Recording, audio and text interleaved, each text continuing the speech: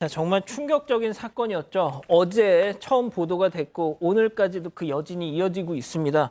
먼저 사건 내용부터 정리하고 가죠. 네, 사건은 어제 아침 8시 15분쯤에 안산의 한 중학교 인근 길거리에서 일어났습니다. 지적장애를 앓고 있는 한 고등학교 남학생이 둔기를 휘둘러서 개학날에 등교를 하고 있는 여중생을 공격을 한 건데요. 이 사건 현장에 담겨 있는 CCTV를 보면서 함께 설명을 드리겠습니다. 네. 네, 범행 직전 모습인데요. 여중생이 불안한 듯이 좀 뒤를 힐끔거리면서 발걸음을 재촉하고 있는 모습입니다. 그러네요. 그리고 그 뒤로 좀 일정 거리를 유지하면서 가해 남고생이 여중생을 따라가고 있는 모습인데요.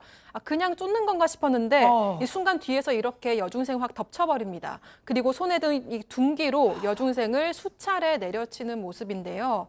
여중생은 머리를 감싸고 또 막아보지만 역부족이었습니다.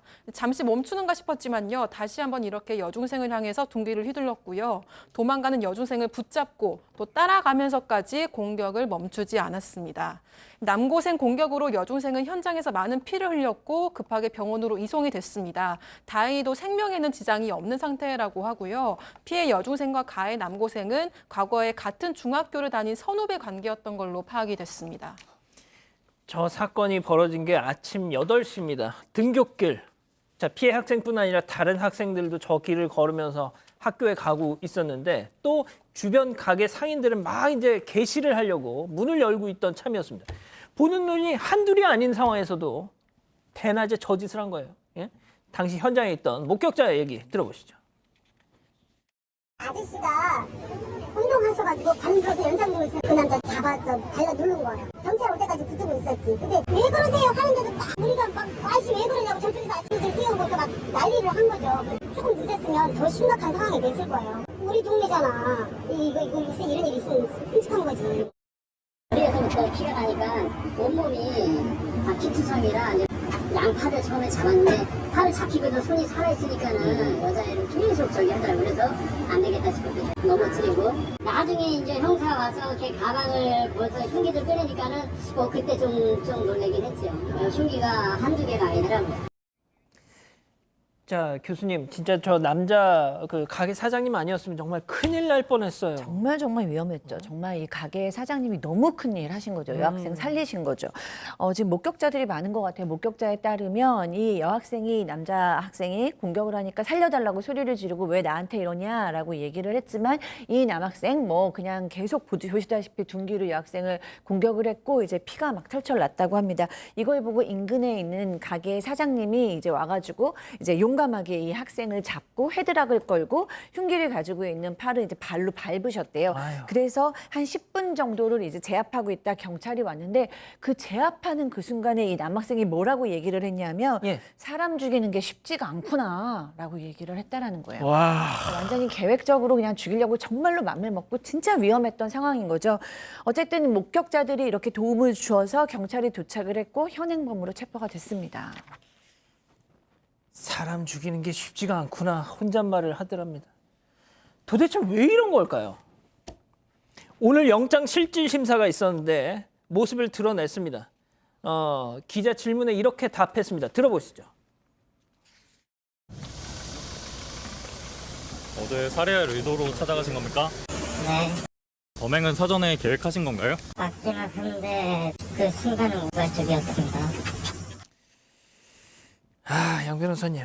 네, 기자 지금 영장실질심사 받으러 본인이 구속될 수도 있는 상황에서 기자가 묻는데도 불구하고 네라고 아무 거침없이 대답을 하지 않습니까? 계획범죄를 인정을 한 거고요. 실제 잠깐 나왔지만 그 가방에 다른 종류의 흉기들이 제가 다 일일이 걸어는 않겠습니다. 여러 개가 들어있었다고 합니다. 거기 또 유서도 가방에 들어있었는데 유서요? 예, 유서의 내용이 삶이 우울하고 그리고 정말 무서운 게 전에도 이 범죄를 계획을 했었는데 실패했다라는 내용이 들어가 있었다고 합니다. 완벽한 계획 범죄가 맞죠. 제일 중요한 게 있습니다. 제일 중요한 게 도대체 왜 이런 거잖아요. 피해 여중생이 만나주지 않아서 그랬답니다. 만나주지 않아서. 그래서 여중생이니까 개학일을 맞춰서 학교 구글에서 기다리고 있다가 범죄를 저질렀고 아시겠지만 짐작하시겠지만 재판부에서도 영장실질심사하면서 도망할 우려도 있고 이렇게 얘기를 했어요. 소년이지만 구속해야 될 부득이한 사유가 있다라고 구속했습니다. 구속이 됐습니다. 구속이 됐고 앞서 들으신 것처럼 그 가방에는 유서가 있었습니다. 유서는 세상을 떠날 때 떠나기 전에 쓰는 거잖아요. 얘 무슨 계획이었는지 그것만으로도 다 이렇게 상상이 됩니다. 정말 상상하기 싫은 상상이 됩니다. 자, 만나주지 않아서 화가 났다는 겁니다. 그런데 이 사건이 있기 2달 전 가해자가 다니던 학교 상담교사는 이미 이 2달 후에 있을 사달을 예견했었다는 겁니다. 체크포인트 짚어보죠. 살인 예고. 자, 박 변호사님. 예, 약 2달 전입니다. 이 사건 전 6월 27일인데 이 가해 학생의 상담 교사가 경찰에 이것을 신고한 바가 있다고 하는데요. 그 이유는 그렇습니다. 이 가해 학생, 이 남학생이 이 상담을 신청하면서 피해 여학생한테 위해를 가하고 자기는 극단적 선택을 하겠다라고 상담하면서 말을 했다고 합니다. 그 얘기를 들은 교사 입장에서는 지나갈 수가 없죠. 당연히 경찰에 신고를 했고요. 경찰 역시 이거 뭐 위험하다. 그래서 이 피해 여학생한테 스마트워치 지급 안내하고 안전조치를 좀 진행했는데 하지만 당시 피해 여중생 스마트워치를 신청하지는 않았다고 합니다. 그런 상황에서 이런 일이 벌어진 겁니다. 자, 그 말시지 다시 한 번만 좀 보여주실래요? 상담을 받았을 때 그 여학생한테 위해를 가하고 극단적인 선택을 하겠다. 앞서 말씀드린 그 유서를 가방에 왜 품고 있었는지가 저 말로 다 설명이 되지 않습니까? 자, 그래서 그 뒤에 어떻게 됐어요? 네, 경찰이 가해 남학생의 부모를 찾아가서 설득을 했습니다. 그래서 가해 남학생을 정신병원에 입원을 시키기로 결정을 했는데요. 7월 2일에 입원을 했는데 이때가 범행 1달 반 전이었습니다. 이후 약 20일이 지나고 경찰은 치료가 더 필요하다고 보고 퇴원을 늦추자고 했습니다. 하지만 남학생은 퇴원을 강하게 원했고요. 보호자도 연장에 동의를 하지 않아서 결국 7월 26일에 정신병원에서 퇴원을 했습니다. 경찰에 따르면 퇴원한 이후에도 전화를 비롯해서 지속적으로 모니터링을 했다고 합니다. 하지만 안타깝게도 결정적으로 이 피해 여중생이 피해를 입은 사건은 막지를 못했습니다. 이미 피해 여중생 부모님이 스토킹으로 신고도 하셨었다면서요, 교수님. 네, 그렇습니다. 3월에 이미 이 학생이 너무 싫다 그러는데도 이 딸을 너무 따라다니기 때문에 거부 의사를 밝혔는데도 따라다니기 때문에 경찰에 이 스토킹 피해를 당하고 있다라고 이제 신고를 했고요. 그런데 이제 이름만 얘기했기 때문에 경찰에서 뭐 가해 남학생을 조사하거나 입건 조치를 하지는 않았다고 합니다. 그리고 고소 절차만 안내했다고 하고요. 그리고 이제 근데 또 이 가해 남학생도 또 피해 여중생을 신고한 또 전력이 있습니다. 그건 2월인데요. 가해 남학생이 코인 노래방에서 이 여중생이 자기 그 중요 부위를 쳤다면서 또 신고를 했어요. 근데 이거에 대해서 경찰은 진술의 신빙성이 떨어진다고 보고 별다른 조치는 하지 않았었습니다. 자, 양 변호사님. 이게 지금 만약에 정신병원에서 입원이 늦춰졌다면 계속 있었다면 이런 일이 없을 수 있는 거 아닙니까?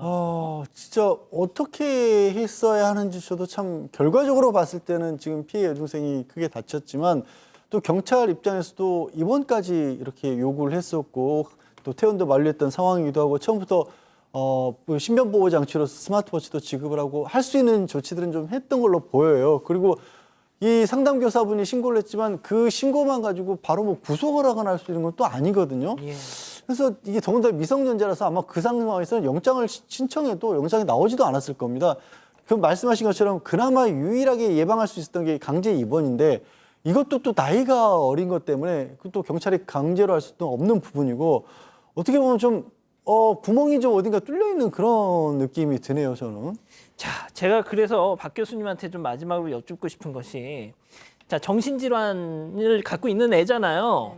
자, 그런데 이제 제가 방송이나 이런 데서 과거에 비슷한 사건이 있을 때 아니, 가족들이 케어를 해주셔야 되지 않느냐 했는데 저는 그것도 이해는 됩니다. 정신질환 이 가족이 있는 분들이 저한테 이제 막 좀 네가 뭘 안다고 막 하면서 욕 메일을 몇 번 받았어요.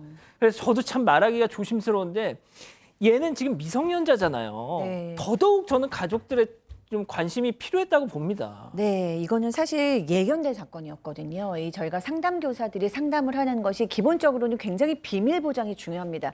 그런데 자해를 하거나 자살이 극단적 선택을 할 수 있다던가 남에게 타해를 가할 수 있을 때는 비밀 보장을 풀고 신고를 하는데 이 경우 굉장히 심각한 경우예요. 근데 지금 신고가 이루어졌고 그 전에도 스토킹 신고도 이루어졌고 그러니까 이 아이를 치료하는 데 대해서 제가 봤을 때는 훨씬 더 진지하고 정말 책임감 있게 더 무겁게 이 아이를 치료했어야 되고 그것이 사실 이 아이를 또 보호하는 상황이 되는 거거든요. 근데 물론 본인이 입원을 너무나 적극적으로 거부하고 있고 그 안에서 뭐 남동을 피우고 도망가겠다 그러면 부모님으로서도 한계가 있고 의료진으로서도 한계가 있습니다. 그렇지만 그럼에도 불구하고 이 아이가 미성년자였고 본인의 안전이나 또 희생이 당할 수 있는 여중생이 밖에 있다는 걸 알고 있는 상황에서는 저도 입원이 조금 더 진지하게 오랫동안 이루어졌어야 되지 않나 하는 아쉬움이 큽니다. 알겠습니다.